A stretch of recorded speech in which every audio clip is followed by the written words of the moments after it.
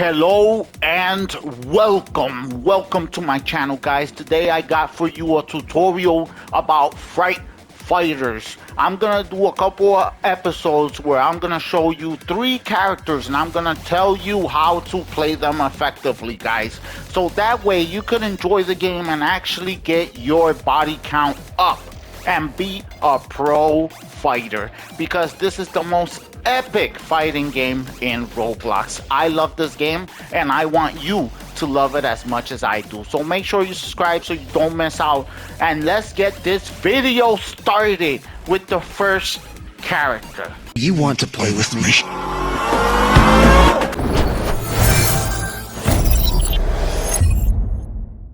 The first character we're going to jump right into is the Ink Demon himself. The Ink Demon is quite a tanky character, difficult to kill, but man is this guy slow. But I'm going to teach you how to play him correctly so you could get more kills and more wins with the Ink Demon, with our boy Bendy right here. And you could be actually really effective with this character. He could be quite OP if you know how to use him. Now, let's get straight up into it. Okay, let's start with the basics with the Ink Demon. Every time the Ink Demon stands around without doing nothing, he creates a puddle on the floor that inflicts slowness 1 on the enemy.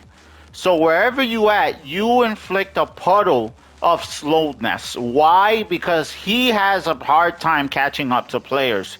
He's probably one of the slowest characters in the game, if not the slowest.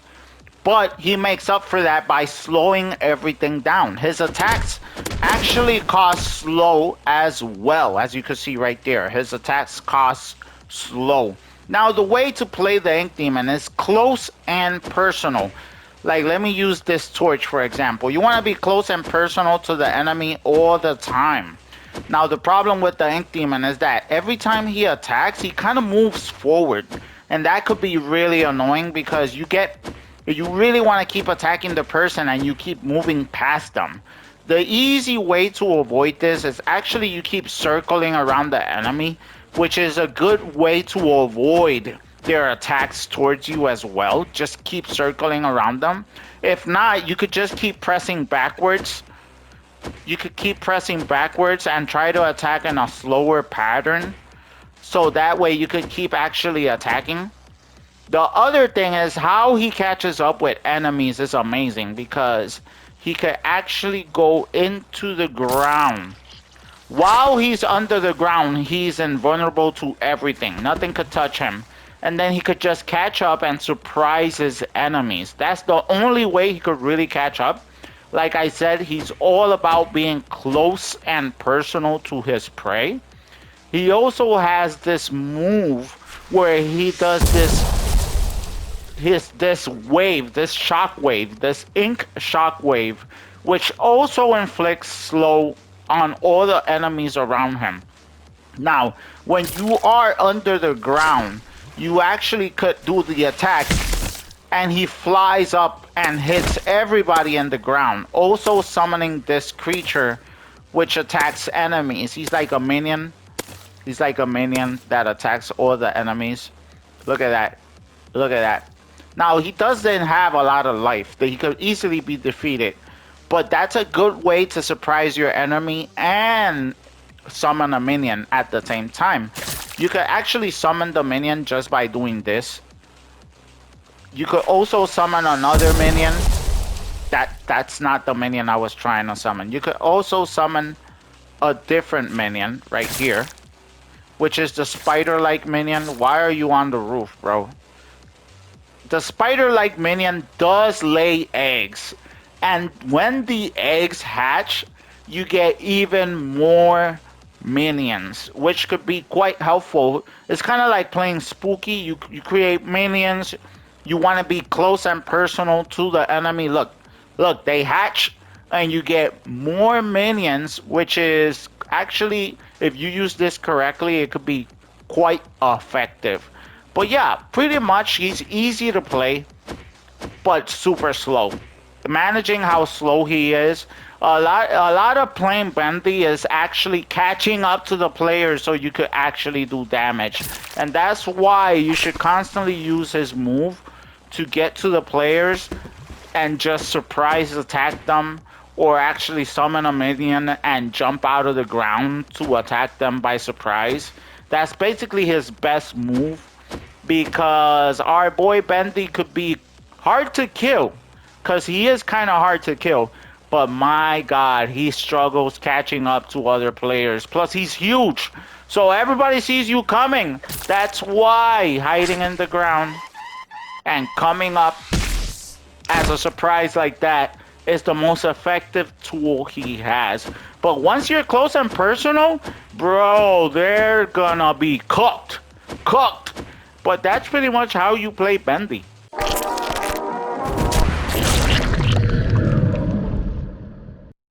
The next character we're gonna learn about is Baldi. Such a classic character, but my God, could this character be annoying as hell? Guys, if your thing is actually trolling other players, making them more and more angry the more wins you get, this is the character for you. This is the most trolling character in the whole game. If you actually take time to learn how to use Baldi, not only you're gonna rank your kills up like crazy, but everybody will despise you and quit the servers you're playing in. So if that sounds interesting to you, let's get into how to play Baldi. To teach you how to play Baldi right here, I'm gonna use the tutorial map because it's way easier for me. Alright, so Baldi does not walk. Baldi could not walk around. The only way he could move around is by attacking. Every time he attacks, he moves forward. That's the only way Baldi could move around. And that could actually be quite annoying for a lot of people. Like, this is not their thing. But my God, could Baldi be OP? Because if you walk up to a person and you keep going back and forth, back and forth, back and forth, keep hitting them, keep hitting them, keep hitting them, they like, dude, there's nothing more annoying than actually not being able to hit somebody because they move like this, bro. And they keep hitting you instead. But the thing about Baldi is that he could drop a radio, alright? And the radio makes him super angry.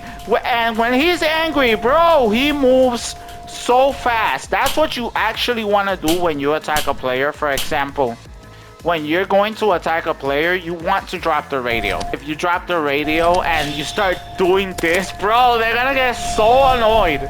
So annoyed, bro. I'm telling you, Baldi could literally make people so angry. And if that's your thing, Baldi is for you. Now, the most annoying thing about Baldi right here is that he could chug a notebook at you, bro. He could chug a notebook at you. Now, if players hit this notebook, bro, they're hit with a math. Okay, now you probably want to do the math. Okay, it's not hard math. You probably want to do it because if you don't do the math and you fail the math, guys, not only will you be marked, Baldi actually increases his strength. He hits harder. He actually hits harder, guys. So every time you fail the math test, you actually allow Baldi's strength to hit even harder. So you want to do the math because he's just gonna keep getting stronger and stronger. And if he's already killing you a lot, he's gonna kill you even more. He has an ability where he summons the principal, okay? And if you just so happen to use a skill while the principal is there, he marks you, okay? So Baldi could easily see you wherever you are, okay? You definitely don't want that to happen. It's gonna literally make it easier for Baldi to actually hit you. He also has this ability where he creates a broom and he also marks you. Now the broom, what the broom does is that it doesn't allow you to move. It just controls your movement, makes it super irritating and super impossible to actually. Oh man, I just got hit with math. Now, something that people don't know is that every time Baldi has a kill, like every time Baldi gets a kill, guys, he gets a streak. Not a lot. And you see it has weakness 2. So I already got a 2 kill streak. Every time you get a kill, if you get a streak, you keep getting weakness, which will make him weaker and weaker. But what people don't know is that he gets faster and faster the more kills he gets.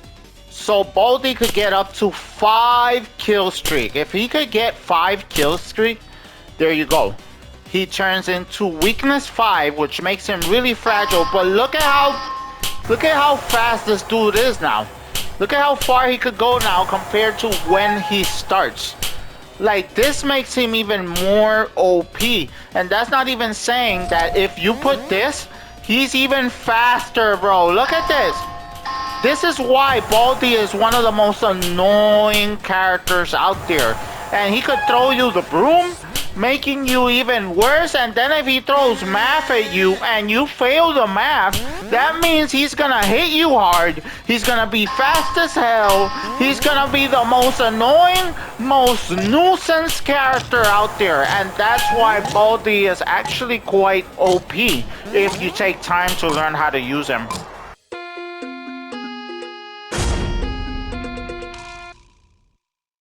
Now the next and final character we're gonna learn about is right here, the Lavender Ghost. The Lavender Ghost is actually the perfect character to use if you like fighting from far away. If your thing is be as far away from the enemy as possible and shoot them until they're dead, this is the character for you. Distance is the character's name when we're talking about the Lavender Ghost right here. Thing you want to know about the Lavender Ghost right here. Am I saying that right? The Lavender Ghost? Tell me in the comments if I'm saying that right.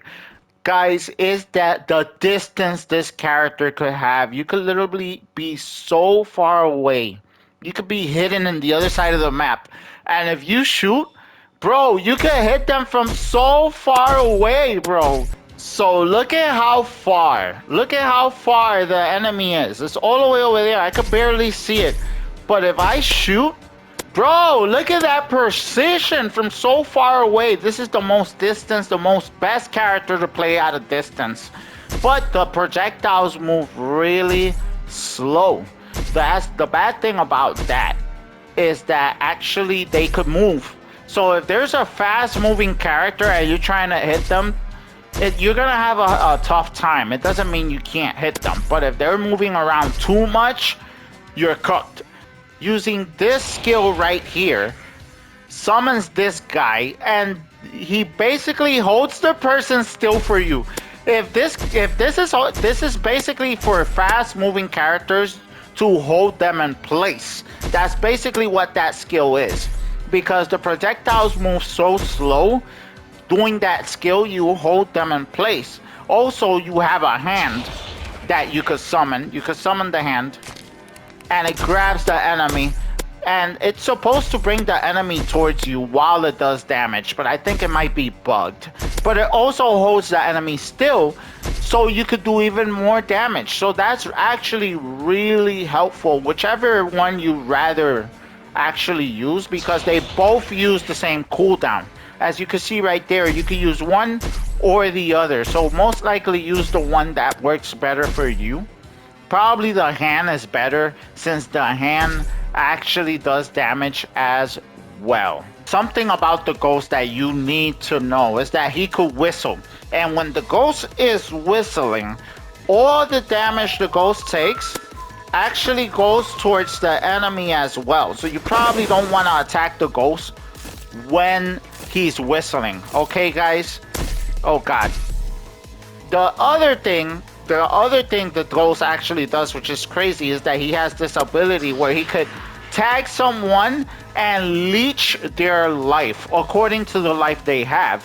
So Spooky right here already had a little bit of life, so there wasn't much to leech. Let's try that again. Here we have somebody with a lot of life, the Ink Demon. So if we do the healing ability, we tag the person. Look at how much we healed, bro. We fully healed.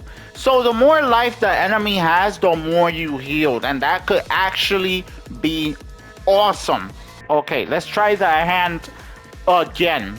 Alright, the hand grabs the enemy. You see it targets them. Oh my god, it's broken. It's doing damage. It's supposed to bring the enemy towards you. Bro, like the lavender ghost right here, it's amazing because you could go so far away.